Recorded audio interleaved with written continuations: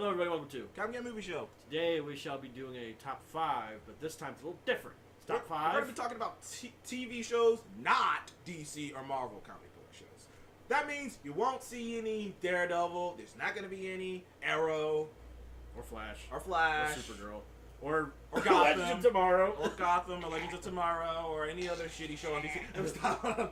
But yeah, this is gonna be these shows outside of, you might not have heard of them, and I think they're really good shows, so I'm gonna kind of throw them at you. My number one show, it's on Stars, so it's gonna be a little hard to get it unless you have the subscription to that, is American Gods. Great show. American Gods. Great You show. know something, by the way, I was gonna mention this. For some weird reason, my first two shows, both were written like super Americanized, Americanized, and yet they were written by immigrants, people from outside of our country coming in, which is so weird. Which I was like, is that? I guess it gives is you that that a weird outsider thing? look. They got a perspective on America. It gives you that whole outsider looking in. 'Cause, like, it gives you the whole outside looking in. Because thing. American I like Gods that. and my second one, both of them have two guys who come from different countries. One comes from Ireland, I think the other one comes from Sweden or something like that. But they both Sweden. come from different countries, and they both like grew up wanting to know what America is, and they kind of looked at America as this big beacon. And like the way they write this is like super American, and American Gods is totally like that. Yeah, American Gods is fucking awesome. Just the intro of that show alone was just so weird. Like, how the old gods worked back in the day was that, like, these Vikings were stranded in the New World based on the story of Leif Erikson and all them, and they're just trying to do anything they can, to get Odin to, bring wind to them to come home. But instead of bringing wind to him, they brought Odin here. So it was what they did that attracted Odin to come to the New World. Yeah, because when they went back, there was no one praying to him anymore. And I think that's kind of cool about a god is gods don't die in this world unless the only how a god can truly die is if everyone is just if he's forgets. forgotten. Basically you can't really completely kill a god unless he's completely forgotten. So and then it's kind of cool. It's the new gods versus the old gods. I love the new gods, media and technology, Mr. World, and Mr. World, which I'm thinking he's the god of. They don't say it, but capitalism.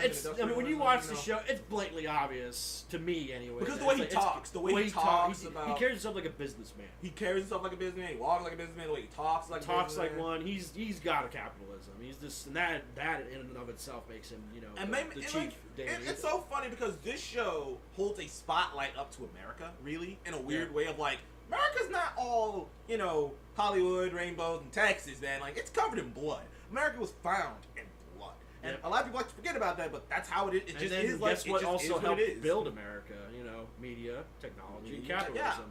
Because it was one of those things where it's just like, it sheds a really weird light on how the very foundation of America is and still built to this day. It's weird. It sends a very subtle message about America, and because there's this other guy. Plus, this show does some things that, like, I was just like, it baffles you. Like, there's this god. I'm trying to remember her name. She's an actual god. I remember looking her up. But she's a god of sex. She's a god of sex. But she's an Egyptian god. She's an Egyptian. She's an immigrant.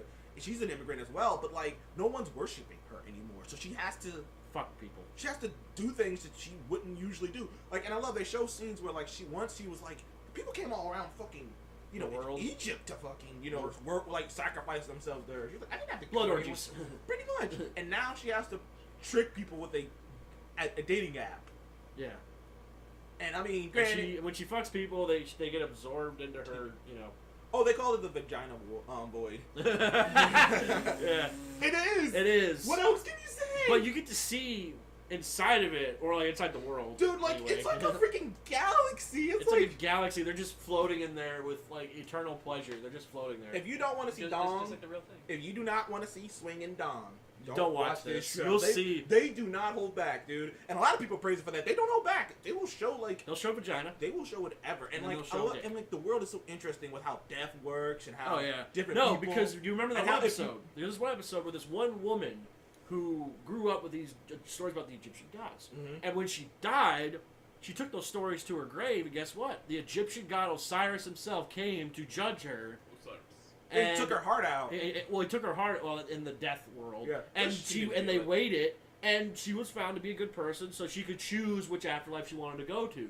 But it came in a catch. You had to, whichever one you choose, that's one you get. So it's like, well, you can't go back. So it was one of those things, and she didn't even worship the Egyptian god. She just keeps remembering the stories her mother told her, and that her mother told her. But on the other hand, if you don't believe in anything, Oh, if you're an atheist who believes in nothing? You get put in a void of nothingness. You just float in nothingness. He says you believe nothing while you're alive, so you will be nothing while you're dead. You will live in a void of nothingness. So with all the others. It's like, wow. That's the, you know what, though? That's actually worse than death. In my opinion. I was like, so I'm just like, yeah, so for all you, well, it's you know what, man, though? basically what they're saying is, you can choose whatever you want, but you gotta make a choice. You gotta make a choice. It's like, you can choose whatever you want, but you gotta make a choice. So it's one of those things. But like I said, I don't want to spoil any of the show, so I'm gonna just leave it with that. Yeah. And move on to my number 2. Awesome show, go see it. My number 2, which was an AMC show called Preacher. Oh, I actually got into Preacher recently.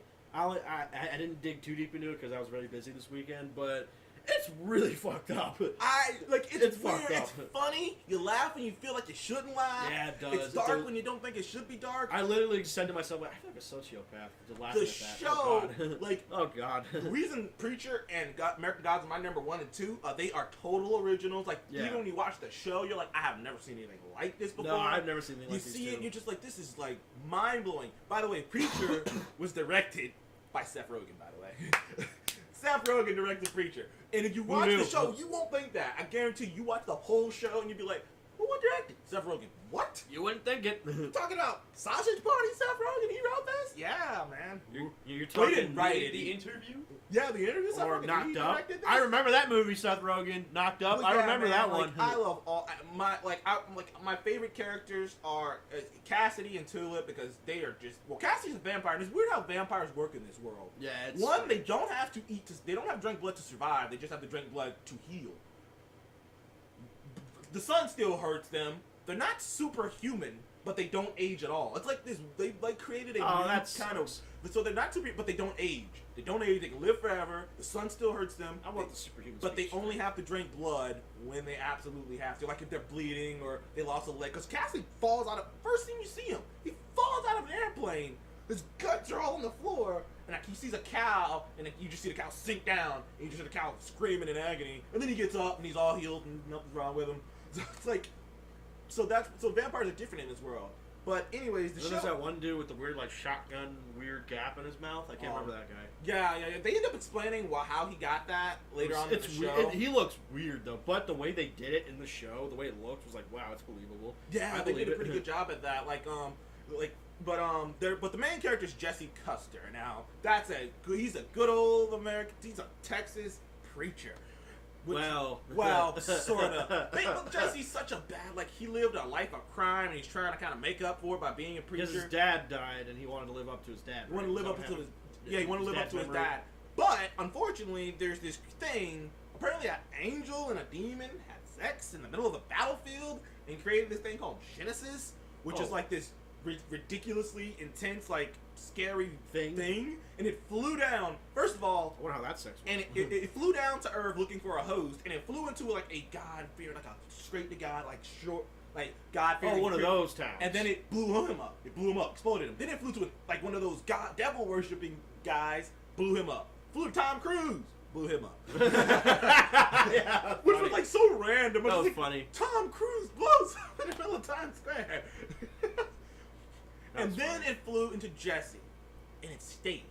Because Jesse isn't neither good or bad. He's this perfect, thing of... In between. He's in between. He's done a bunch of bad. Gray. He's great. But he's super gray. And it went into Jesse, and it's given him the ability to... Whatever he says is done. And it's not like a Kilgrave thing from Jessica Jones. He's even more powerful than that. Because he can send someone, spoiler alert, to hell with a word. Yeah.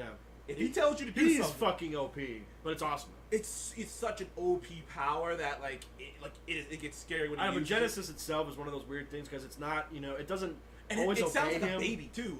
If you because when you see it first coming to his church before it gets inside of him, you hear a baby crying. So it's and then what is this thing? There's no. Well, I mean, it is technically a newborn. Yeah, it's a newborn. Technically, just no real. No one really knows what the hell it is. It's just an Nephilim. It's Nephilim. But yeah, that would be. Angel, half demon. But that would be my number 2. But now this is when it starts getting not controversial, but debatable back and forth, whatever. My number 3 would have to be The Tick. Oh God! Damn it! Kind of figured that was coming. My number 3 would have to be Tick. The show came out about a week ago. I completely thought I was gonna hate this crap. I wasn't even gonna watch it. When me and Seth had the same opinion about it, like when we first saw it, I was like, yeah, I don't roll with the Tick. Then I saw a review of it. I was like, what? Checked it out. And my God, man, that is another one of those shows that takes the superhero genre. This is technically the superhero genre and does something different with it, dude. Somehow,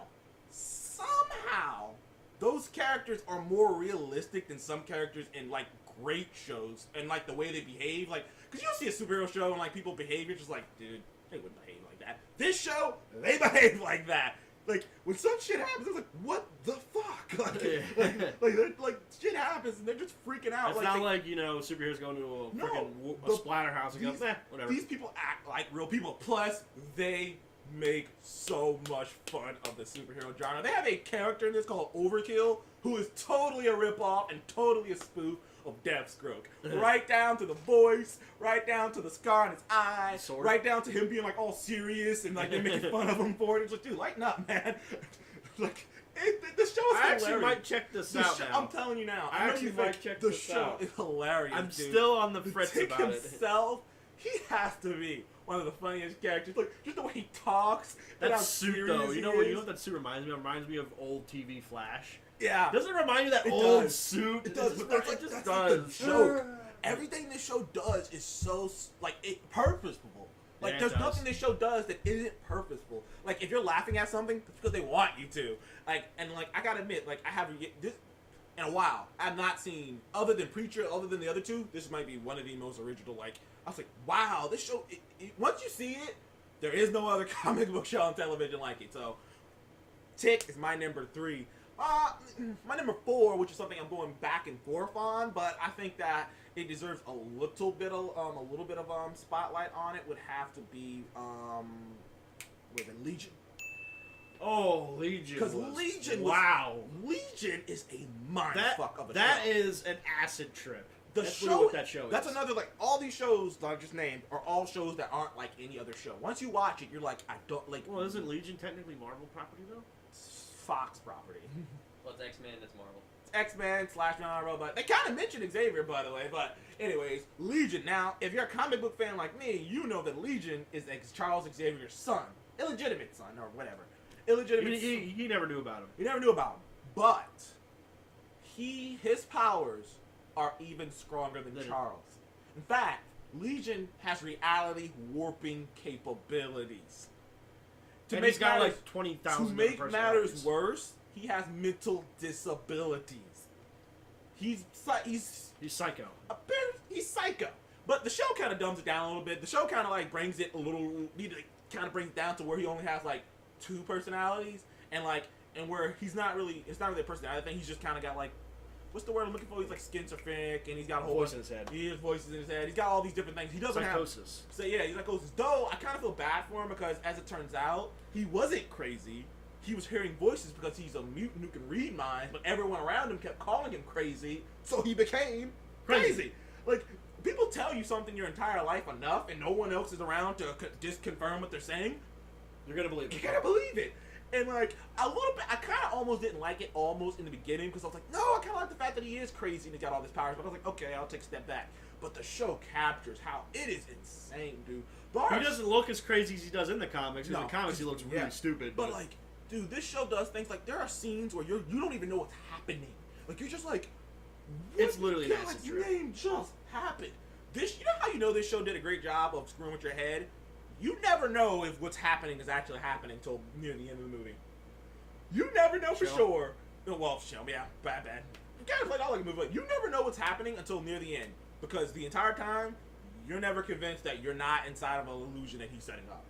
You're never sure. Sometimes they do the whole illusion within an illusion within an illusion within someone's head. Sometimes they do that, or they hint to that. You know, they do that weird layer system, and it's so weird. You literally never know what. Don't take fucking acid and watch this. You're gonna die. Your mind's just gonna. Do not take acid. Do not take acid or any kind of hallucination. Don't take LSD and do this. Definitely don't take LSD and do this. Oh God. Oh shit. Don't do that. Your head will explode. Well, There it is. All right, but my number 5, well, I kind of mix it up a little bit with number 5. My number 5 is not really so much of a comic book property, so much as it is based off of a video game, which is Castlevania. I think Castlevania, it's based on a video game, but there has been comics about it, so I thought this would be a good, qualification for it. But favorite show of the year, people. Shortest show of the year, people. But Castlevania, man, it's so cool. It's so different. It's so gruesome. It's so gruesome. It's you know what it is. I appreciate this because I rewatched it just to see if there's anything else I missed. And it's really honest. That show is so honest. It's so honest. It's just oh my god, it's so. You get a lot of honesty out of that kind of a show, and if you know me, and you know what the best part is? It's anime. Yeah. That's honest. It's an anime, but it seems to be an anime because a lot of people see it and they don't even think. They don't think it's anime. It is an anime. That's how far technically it's an anime. But if you know me, you know I'm a fan of honesty and honesty in animes because a lot of them don't have that. A lot of them kind of sugarcoat shit. Got to sugarcoat shit, but this show it does not. Nope. Dude. Like I said, there is the Catholic Church being so just evil and corrupt and just nasty, and then there is the whole Jesus symbolism when she's saying don't hurt them when she's burning at the stake. Whatever, I didn't care. But it was one of those things where it's just you know what? It's like if when Jesus was dying on the cross and he said, "God forgive them for they don't know what they're doing." That's like if God decided to go, "Wait, you killed my son? Oh, okay." That's literally what would have happened if that did happen. I did because when Dracula just came down the pillar of fire, I still remember that. and he's just and then that one the bishop was like, "You're not real. You're an amalgamation." You yada yada. killed my wife. And he's like, "You killed my wife, and you deny I even exist." It's what kind of how much more disrespectful can you How much get? could you spit in the face of death himself? Though he rained down fire and then he rained down demon fetus babies that grew really fast, start eating people. Yeah, and also they killed. Like I said, they're not sugarcoating it. They kill adults. They kill men, women, and children and babies. Ran off with one in his mouth like it was a meal he just picked up. Yep. Who wants some? Got a newborn over here. I got a newborn. He's nice and chewy. Bones are crunchy. Anyway, but that's literally that guy Castlevania. Biggest problem with Castlevania, which is why it's number 5. It's way too short, dude. It's way too short. It really just gives you tidbits of what it could be, and then it just kind of ends. But you know what though? I will say this: for as short as it was, they did wrap it up They did wrap it up very fluently, very nicely. They didn't just go, It was smooth. It was smooth. It was coherent, and it ended perfectly. Because when you see something that short, you're like, "Oh, there's no way this is going to end good. This isn't going to end good at all." And it did. I was like, "It's that short, and it ended that good, huh?" Fast as well. Because they did do a lot of jump cuts, and I'm thinking in the second season they're going to go back and do some flashbacks. Probably gonna be longer too, because now they know it works. So I think this was just like I said, it got rebooted for second season. The day of? The day of, literally, as me and Steph were watching it, the day of, it was like, "Yep, season 2 coming." It's like, wow, that was fast. That was fast. It really was. It was like I said, it was just one of those guys. It was go out and see Castlevania. If you have Netflix, see Castlevania. If you're a fan of wait. If you're squeamish, don't. Yeah, if you're squeamish, don't. But if you're a fan of good, honest to heart animes that don't sugarcoat anything, no tropes, no nothing, Castlevania is perfect one for you. But that's my top 5, man. The only show I really didn't see really was The Tick, so that's the one I couldn't really get feedback. I did see Legion, and I should go back and rewatch that because I'm there's so many questions I have that I need What to be about answered. Legion? Yeah, I'm just like, man, Legion, dude. If you go back and watch that show, you'll be more confused than when you started. Probably, yeah. It's like Inception. Dude, you can't that show is a mind fuck. I'm telling you right now. If you go watching this show thinking, "Oh, it's a superhero show," I'm gonna get it. Oh, no. This is not a superhero That show will leave you like.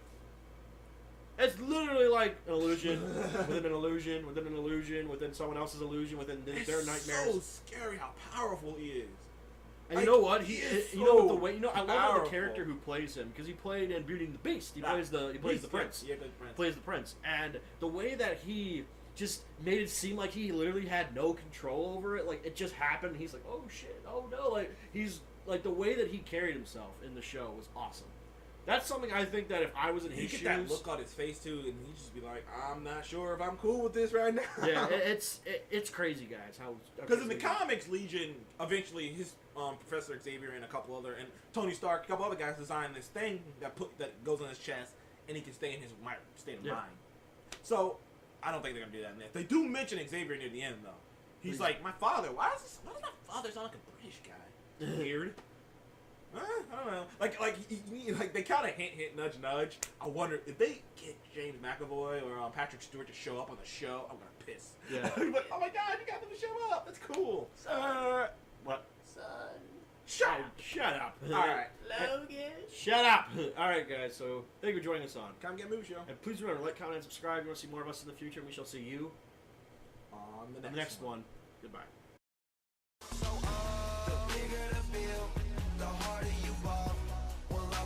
I can do this all day. Brightest day.